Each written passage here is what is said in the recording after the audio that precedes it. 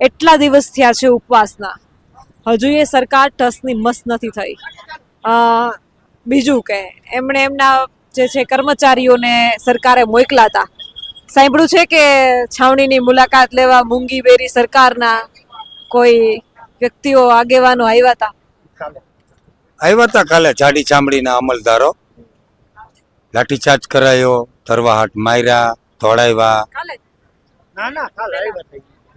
અમને ખૂબ લાઠીચાર્જ અમારા ઉપર કરાયો, દોડાવ્યા, ડિટેન કરાવ્યા, આઈસીયુમાં દાખલ કરાવરાવ્યા. પછી કાલે મલમ ચોપડવા જાડી ચામડીના અમલદારો આવ્યા હતા અને અહીંથી અમારા ઉપવાસ છાવણીમાંથી પણ મિત્રો મળવા ગયા હતા. એ લોકો આમંત્રણ લઈને આવ્યા હતા રાજ્ય સરકારનું, ગુજરાત સરકારનું, તો તમે આવો, ટેબલ ઉપર બેસીએ, ટેબલ ટોક કરીએ. પણ અમારી સમિતિની એક ડિમાન્ડ હતી કે ફર્સ્ટ ડિમાન્ડ અમારી એ હતી કે પહેલાં તો અમારા જે ખેતરમાં તમારા સાધનો છે, તમે ખાડા કરી રહ્યા છો, કામ ચાલુ છે એ બંધ કરો. તમારા સાધનો છે એ કાઢીને રોડે લઈ જાઓ. અમારા તમામ ખેતરોમાં છૂટો છવાયો તમારો જે સામાન બધો પડ્યો છે વિખરેલો, તમને એક થાંભલો નાખવાની ખાલી પરમિશન છે અને 8-10 વીઘામાં તમારો સામાન વિખરાયેલો પડ્યો છે. તમારા બાપનું ખેતર હોય એવી રીતે સમજીને જે પાયથરો છે એ પહેલાં કાઢી લો. એટલે ફર્સ્ટ પ્રાયોરિટી અમારી, we want to requirement first only for work is stopped. એટલે કે ટોટલ કામ બંધ કરવામાં આવે અને તમામ સામાન બહાર કાઢવામાં આવે. અમારી સાથે ટેબલ ટોક કરવું હોય તો પહેલું ચરણ આ છે. બીજું ચરણ કે જ્યાં સુધી રાજ્ય સરકાર પરિપત્ર ડિક્લેર નહીં કરે ત્યાં સુધી અમે એનું લેસન કરશું. રાજ્ય સરકાર પરિપત્રો ડિક્લેર કરે પછી અમે એનું લેસન કરશું, સંશોધન કરશું, સોલિસિટરોને બતાવશું, અમે પણ એમાં સંશોધન કરશું.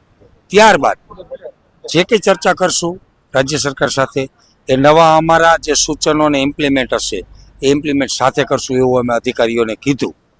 તો અધિકારીઓએ એવું કીધું કે તમારી જે રિક્વાયરમેન્ટ છે એ પણ અમને અત્યારે લખીને ઓન પેપર આપો, લખીને, જેથી કરીને અમે રાજ્ય સરકારને પ્રેઝન્ટેશન કરી શકીએ.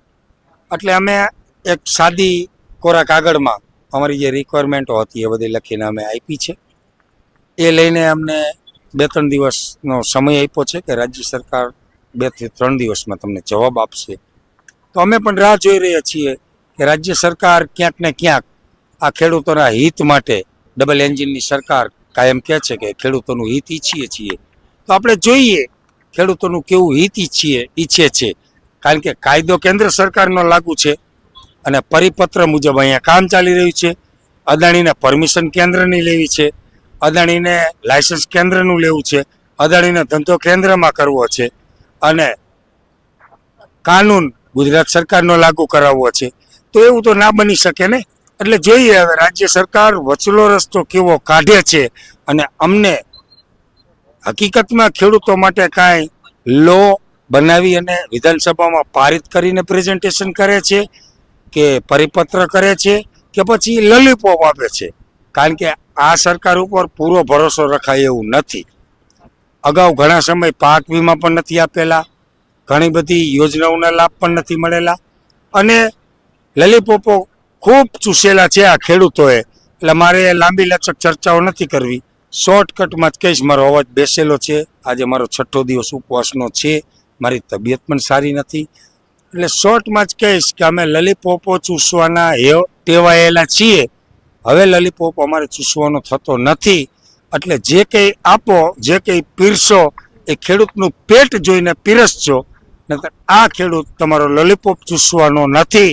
હવે આ જગતનો તાત જાગી ગયો છે. એટલે અહીંથી નવા એંધાણ કાંઈ ના કરવા પડે એ ધ્યાનમાં રાખીને પીરસજો. બીજું 6 દિવસ થયા છે, કાલે આવ્યા 5 દિવસ પછી, અને એ પણ હજી તારીખ પે તારીખ જેવી નીતિ લઈને.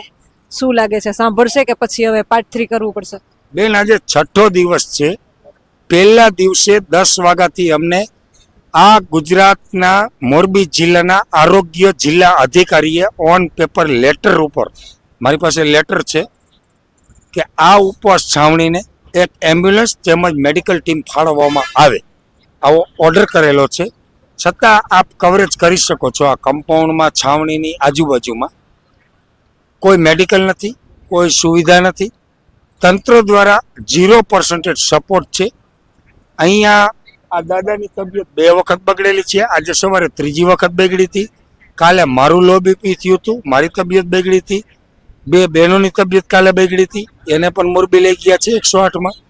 તો આ નિંભર તંત્ર જાડી ચામડીના અધિકારીઓને હરામનો પગાર ખાવાની આદત પડી ગઈ છે. કદાચ મારે બીજું આંદોલન આ જાડી ચામડીના અધિકારીઓ માટે પણ કદાચ કરવું પડશે. ભાઈ જે રીતે વાત કરી રહ્યા છે કે હજુ બીજું આંદોલન આ જાડી ચામડીના જે માણસો છે એના માટે કરવું પડે એમ છે. એમ છતાંય હજી કાંઈ નિર્ણય જેવો જોઈએ એવો આવ્યો નથી. તમને ખબર છે જસદણમાં જે ખેડૂતોએ વીજ લાઈનના મુદ્દે કલેક્ટર કચેરીએ આવેદનપત્ર આપ્યું છે. બ્રિજરાજ સોલંકી ત્યાં ગયા હતા, કામ રોકવામાં આવ્યું ને ખાડાઈ પૂરી દેવામાં આવી. તો ત્યાં થઈ શકે તો અહીંયા કેમ નહીં? હું એ જ કહું છું કે ખેડૂતો ઉપર દરેક જિલ્લા આંદોલન ઉપર નથી ઉતરવું પડ્યું. હા હું એ જ કહું છું કે ગુજરાતની અંદર, દેશની અંદર જે રાજ્યો છે દરેક રાજ્યમાં કાનૂન અલગ અલગ છે. તો એવી જ રીતે ગુજરાત સરકાર પણ દરેક જિલ્લા વાઇઝ પણ કાનૂન અલગ અલગ છે. એ જ સમજવું પડશે કે જે હોટ ખુરશી ઉપર બેઠા છે આઈએસ આઈપીએસ અને સેકન્ડ ક્લાસના અધિકારીઓ, ફર્સ્ટ ક્લાસ અધિકારીઓ, એ જ ક્યાંક ને ક્યાંક દરેક જગ્યાએ નવા કોન્સ્ટિટ્યુશન ઇમ્પ્લિમેન્ટ કરી અને દરેક જિલ્લામાં લોકોને ગુમરાહ કરી રહ્યા છે.